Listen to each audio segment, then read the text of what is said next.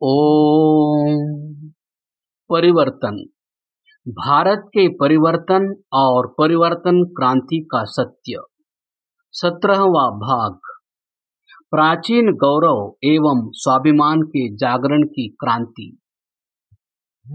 हमने पिछले अध्याय में बताया था कि हमारे इस वैभवशाली देश के इतिहास को समाप्त करने का षड्यंत्र पूरा हो चला था। हम अपने गौरव और अभिमान को पूरी तरह भुला चुके थे। हमारे धर्म ग्रंथों में ऐसी ऐसी बातें भर दी गई थी जो पढ़ते थे वही विरोधी हो जाते। हमारे इतिहास को आदि मानव से शुरू किया गया।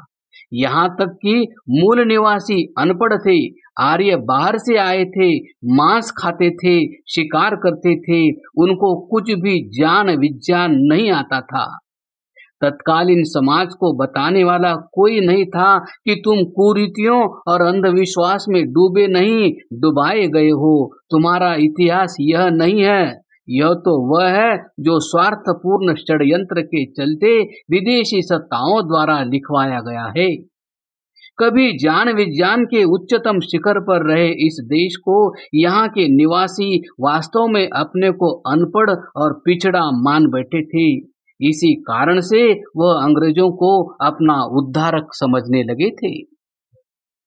राजा राम मोहन राय जैसे समाज सुधारकों ने सुधार की बातें तो उठाई, पर ज्यादातर पश्चिम विचारधारा से प्रेरित थी। भारत के पढ़े लिखे लोगों को लगने लगा था कि हम तो अनपढ़ गंवार थे, हमें तो अंग्रेजों ने ही आकर सब कुछ पढ़ाया लिखना सिखाया। इस कारण भारत का एक बहुत बड़ा वर्ग अंग्रेजों का और अंग्रेजी सत्ता का पक्का समर्थक बन चुका था। अब उनको अपना और अपने बच्चों का भविष्य अंग्रेजों के साथ ही बेहतर नजर आता था। जब इस देश के जनमानस को यह एहसास होने लगा कि हम तो अनपढ़ थे, बाहर से आए थे, हमें भाषा ज्ञान विज्ञान खाना पीना ओढ़ना पहनना अंग्रेजों ने ही सिखाया, तो पाठक स्वयं सोचे कि आखिर वे कैसे अंग्रेजों का विरोध करते और कैसे अपना शासन लाने की सोच सकते थे। उनकी सोच में ही नहीं था, उल्टा वे तो अंग्रेजी शासन को अपने लिए अमृत समान मानते थे। उनको लगता था कि इन्होंने ही हमें जीना सिखाया है। ऐसी स्थिति में ऋषि दयानंद जी का कितना उपकार माने कि आधुनिक काल में वे ही पहले महापुरुष थे जिन्होंने प्रथम ही हमारे स्वाभिमान को जगाया। वे अंग्रेजी सत्ता के षड्यंत्रों को समझ चुके थे। उन्होंने अंग्रेजों के उद्देश्यपूर्ण इतिहास लेखन को सिरे से नकार दिया, क्योंकि वो इतिहास का गहरा अध्ययन स्वयं कर चुके थे। किसी एक ग्रंथ में भी वे इन बनावटी इतिहास लेखन को एक सूत्र भी नहीं पाते।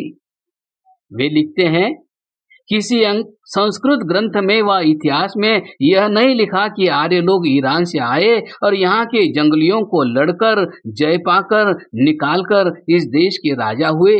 पुनः विदेशियों का लेख कैसे माननीय हो सकता है। उन्होंने ही बताया कि यह भारत हमारा ही देश है, हम इस देश के मूल निवासी है, हम बाहर से नहीं आए। इसका प्राचीन नाम आर्यावर्त था। यह वैभवशाली राज्य था तथा सारी दुनिया पर इसका प्रभाव था। यही देश ज्ञान विज्ञान का जनक था। यहीं पर बड़े से बड़े चक्रवर्ती सम्राटों ने शासन किया। यहीं पर सारी दुनिया के लोग विज्ञान को जानने आते थे।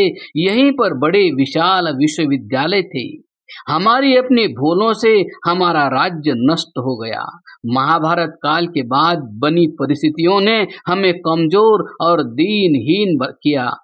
दयानंद दुख से लिखते हैं, जब आपस में भाई भाई लड़ते हैं तो तीसरा विदेशी आकर पंच बन बैठता है, और महाभारत के पश्चात ऐसा हुआ भी। प्राचीन राजाओं की सत्ताओं को सिद्ध करने के लिए उन्होंने आर्य राजाओं की प्राचीन वंशावलियां बनाई। आर्यों के गौरव का इतिहास बताया। आर्यों को आर्यावर्त की प्राचीन सीमाएं बताई। उन्होंने अपने भाषणों, प्रवचनों, पत्रों और सत्यार्थ प्रकाश, ऋग्वेद आदि भाष्य भूमिका आदि अनेक ग्रंथों में आर्यों की उच्चतम गौरव गाथाओं का वर्णन किया और हमारे खोए हुए स्वाभिमान को जमकर झकझोरा। भारत के प्राचीन स्वाभिमान की खोज आरंभ हुई। इसके लिए पुस्तकों का लेखन आरंभ हुआ। नए नए शोध किए गए। भारत के बारे में प्राचीन विदेशी यात्रियों द्वारा लिखे गए यात्रा वर्णन निकाले गए। उनकी धूल झाड़कर वे युवा पीढ़ी के समक्ष प्रस्तुत किए गए। सबसे बड़ी बात कि उन्होंने वेद की प्रामाणिकता, सार्वभौमिकता और प्राचीनता को सिद्ध करके उसका ज्ञान भारत के ऋषियों का होना बताया, जिसके परिणाम स्वरूप हम उठ खड़े हुए और एक परिवर्तन धारा की विराट आंदोलन का हिस्सा बन गए। इस देश की आजादी का मार्ग प्रशस्त हुआ। जो मानसिकता हमें निरंतर अंग्रेजों का गुलाम बनाने की और तेजी से बढ़ रही थी, उसकी धारा को पलटकर अब भारतीय स्वाभिमान की आंधी चल चुकी थी। अब वह अपने गौरवशाली अतीत पर गर्व करके पुनः उसको प्राप्त करने का मार्ग खोजने लगे थे। आज हम यदि पुनः विश्व गुरु बनने का नारा लगाते हैं तो इसमें पुनः शब्द लगाने का यदि कोई कारण है तो वह केवल दयानंद ही है, दयानंद ही है। कभी हम अंग्रेजों की सत्ता को ही अपना भाग्य विधाता कहते नहीं थकते थे। आज हम पुनः विश्व गुरु बनने की बात कहने का साहस करते हैं। यही तो है परिवर्तन क्रांति।